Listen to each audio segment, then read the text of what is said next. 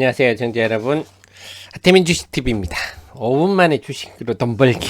오늘은 148번째 시간입니다.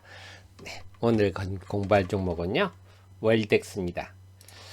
반도체 부분이, 반도체가 참 개인 투자자한테 의외로 힘듭니다.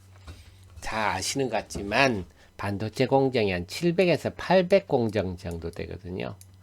삼성전자 다르고 SK하이닉스 같은 디램을 만들어도 공정이 참 다르다 합니다. 그래서 어떻게 보면 바이오보다도 더 이해하기가 힘들다. 그래서 한 번에 여러분이 이해하시려고 하지 마시고요. 네, 하나씩 하나 케이스 바이 케이스로 이해하시는 게 좋겠다. 그렇게 공부하시는 게 좋겠다. 그래서 네이버에서 하태민 치시면 제 카페 나오니까요. 카페 유튜브에서 기업 내용 다 같이 공부를 하십시오. 자, 오늘은 그 속에서 월덱스를 한번 공부를 해보겠습니다. 월덱스는요, 원익 QNC, 뭐 하나 머티리얼즈 이런 회사랑 좀 생각하시면 되겠습니다. 회사가 그대로 굉장히 성장성이 좀 돋보이는군요. 네. 자본금 83억인 자본금 사이즈도 이쁩니다. 네, 반도체 에칭 공정에서는 일렉트로드, 가이드링, 포커스링. 자, 이게 뭐냐 하면요. 제가 말씀드리면, 우리가 에칭할 때요, 이 체인버 안에, 이쪽에 옆에서 보면 웨이프가 이렇게, 위에서 보면 웨이프가 동그랗게 생겼죠. 웨이프가 있습니다. 그거를, 여기, 받쳐준다. 요거 이제 포커스링입니다. 포커스링. 그러니까, 이 위에서 보면 이런 식으로 되겠죠. 이런 식으로 돼가지고요. 그래서 플라즈마가 이쪽으로 모이도록 이렇게 해주는 그런 거고요. 위에 일렉트로드라는 게 있습니다. 일렉트로드, 우리가 샤워기처럼요, 구멍이 뻥뻥뻥 뚫려가지고 여기 일렉트로드라고요. 이걸 잡아주는 링, 요게 이제 가이드링이라고 합니다. 일반적으로 링이라고 합니다. 자, 에칭 공정은 아시겠지만, 플라즈마라든지 불화수소 가스라든지 이런 걸 통해서 아주 환경이 가혹합니다. 아주 가혹하기 때문에 이 링들이 이게 이제 실리콘이나 쿼츠처럼 만들지만 이 참 그 환경이 가혹해 잘 못 버티거든요. 그래서 요것들이 닳으면 챔버를 열어서 싹 갈아줘야 됩니다. 그런 것들. 자, 어쨌거나 실리콘이나 쿼츠로 그런 것들을 소모품을 만든다. 이렇게 보시면 돼요. 비쌉니다. 네. 자, 그래서 실리콘이나 쿼츠로 만든다. 이렇게 보시면 되고요. 그 다음에, 자, WCQ. 이게 의외로 부각될 상황인데, 웨스트 코스트 코퍼레이션, 쿼츠 코퍼레이션에서요, 2009년에 인수했는데, 요게 캘리포니아 실리콘밸리에 있어요. 램 리서치 공장 옆에 있는데요. 램 리서치 회사 옆에 있는데, 네, 이게 미국에 있다 하는 겁니다. 캘리포니아 주에 있습니다. 그래서 이 회사는 뭐냐면, 이제 원래 실리콘 인곳을 만들어서, 이게 실리콘의 원재료로 봐야 되겠죠. 인곳을 만들어서 거기서 실리콘을 공급하는데, 원재료 확보하려고 인곳을 공급하는 회사를 아예 인수해 버렸죠. 그러다가 이제 쿼츠도 같이 이제 생산하는 생산 품목을 늘렸습니다. 왜? 미국의 마이크론, 그 다음에 인텔, 이런 것들이 있으니까요. 특히 2018년에 인텔하고 키역시아, 이게 도시바입니다. 도시가 이름 바꿨죠. 요걸 하면서, 매출처가 늘고 있다. 그래서 실리콘 파츠라는 거 좀 전에 말씀, 일렉트로드라든지 링 이런 것들 파츠라 그럽니다. 실리콘으로 만든 부품들, 쿼츠로 만든 부품들. 자, 실리콘 인것은 대부분 월덱스에 공급을 하고요. 그래서 이 웨스트 코스트 코퍼레이션 이 부분이 지분율 100%니까 자회사라 할 것도 아닙니다. 그냥 이 월덱스의 사업부다 이렇게 보시면 되겠죠. 그래서 이 회사는 미국에 공장이 있다. 이게 이제 포인트입니다. 4분기는 적자가 났습니다만 이런 거는 아시겠지만 이것저것 반영을 4분기에 많이 해버리죠. 영업이익률은 여전히 견조했다. 환율 하락에도 불구하고. 자, 그 다음에 반도체 미세화 특징의 수혜가 뭐냐면요. 반도체라는 거는요, 웨이퍼를 넣고 한 두 달 동안 계속 쌓고 깎고 닦고 쌓고 깎고 닦고를 반복하는 거 아닙니까? 네, 근데 특히 미세화되다 보니까 더 많이, 네, 깎고를 해야 되는 거죠. 그러다 보면 스텝 수가 증가한다. 쌓고, 증착하고, 깎고, 에칭하고, CMP하고 닦고, 이런 걸 하나의 스텝이라고 하는데요. 이거를 계속 더 많이 해야죠. 미세화하고 적정화하려면요. 스텝 수가 20% 증가한다. 뭐 그러려면 당연히 그 생산에 필요한 소모품이 많이 들어가는 거죠. 적정수가 높아도 마찬가지입니다. 시각을 세게 해야 되거든요. 그 다음에 싱글 스태킹에서 더블 스태킹, 이게 뭐냐면 삼성전자가 낸드가요 막 128단 이렇게 가잖아요. 128단까지는 한 번에 구멍을 쭉 뚫어버립니다. 삼성전자는요.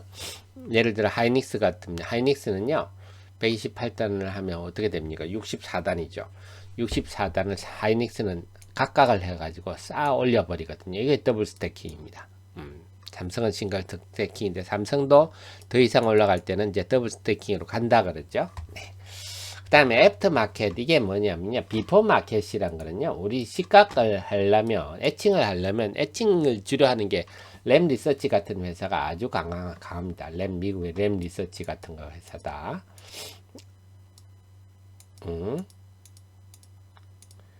그럼 이런 회사가 시각 장비를 공급할 때, 당연히 그 안에 있는 그 뭡니까, 그 링이나 포커스 링이나 일렉트로드가 같이 공급하거든요. 적어도 한 1, 2년 전에는. 그래서 이런 데 회사에, 장비 회사에 공급하는 걸 우리가 비포 마켓이라고 합니다. 꼭 자동차로 치면요, 현대차, 기아차에 공급하는 게 비포 마켓이고요, AS 센터 공급하는 게 애프터 마켓이죠. 근데 SK 하이닉스가 SK 솔믹스를 인수해서 밀어주면서 이 집이 쫓겨나기 시작했어요. 그러면 이게 이 회사가 그동안 프리미엄을 못 받은, 할인을 된 이유였는데요. 그래서 이 바람에 이 회사 먹고 살라고 이제 해외 애프터마켓으로 집중했어요. 그래서 지금 회사의 매출의 90%가 애프터마켓이다. 자동차로 치면 AS 센터로 공급하는데요. 근데 이게 중요한 게 뭐냐면, 이제 자동차로 치면 AS 센터고요. 반도체로 치면 이제는 직접 메이커에 직접 공급하는 거예요. 그래서 장비사에 공급하는 게 비포 마켓이고요. 예를 들어 삼성전자, 하이닉스 이런 데 공급하는 게 애프터 마켓입니다. 반도체는 조금 다르죠. 그래서 비포 마켓을 가면 당연히 중간에 하나 끼는 게 있겠죠. 그래서 삼성전자, 하이닉스는 싫죠. 그래서 예전에 한 2년 동안은 장비사들이 같이 소모품들을 공급했는데, 이제는 빠르면 1개월, 6개월 아니면 1년부터 삼성전자, 하이닉스 같은 데서 애프터 마켓 제품 싼 거를 찾는 경향이 생기니까, 이 집이 오히려 애프터 마켓에 주력하는 게 오히려 득보는 이런 상황이 된 겁니다. 그 다음에 국내 비중이 전체에서 삼성전자 향 매출의 10%면 하이닉스도 많이 줄었습니다. 그런데 이제는 하이닉스에 더 줄 수도 없는 정도 수준이고요. 그러면서 국내 비중이 조금씩 늘어나고 있습니다. 2019년 9월 말에 23%였는데요. 작년에는 29%. 이것도 긍정적이다 하는 겁니다. 그래서 지금까지는 국내 비중이 이렇게 작다, 이게 할인 요인이었는데요. 근데 지금 이제는 뭡니까? 미국의 바이든 대통령이 미국의 반도체 공장을 지어라, 이런 쪽으로 가고 있지 않습니까? 그러니까 웨스트 코스트 쿼츠가 오히려 이제 해외 부분이 이제는 돋보일 상황으로 바뀌어 버렸어요. 전에는 너무 마이크론이나 인텔이나 해외만 하는 거 아니냐, 국내 반도체 메이커의 공급이 점점 줄어드는 게 네 회사의 약세미하고 증거시장에서 할인을 했는데요. 이제는 바이든도 그렇고 해외 미국의 공장을 있는 회사들이 돋보이는 거 아닙니까? 그래서 삼성의 오스틴 공장 관련주 올라간 건 마찬가지라서 이제는 이런 시대가 끝나버리고 오히려 프리미엄을 붙는 시대가 되고 있다 하는 겁니다. 그렇군요. 그 다음에 이 회사가 보면 삼성전자, 하이닉스 비중보다는 인텔, 마이크론, 키옥시아 이런데 비중이 큽니다. 그 다음에 250여 개 팹, 그 반도체를 생산하는 데는 다 들어가니까요. 반도체가 메모리만 있는 것들 시스템 반도체도 있지 않습니까? 그래서 해외 고객형 이게 이제 좀 긍정적이고요. 시스템 반도체 비중이 높은 것도 긍정. 이게 워낙 호황이죠. 지금 뭐 물론 메모리도 호황입니다만. 그래서 생산 능력을 구미 5공장을 3월부터 가동을 합니다. 구미 5공장.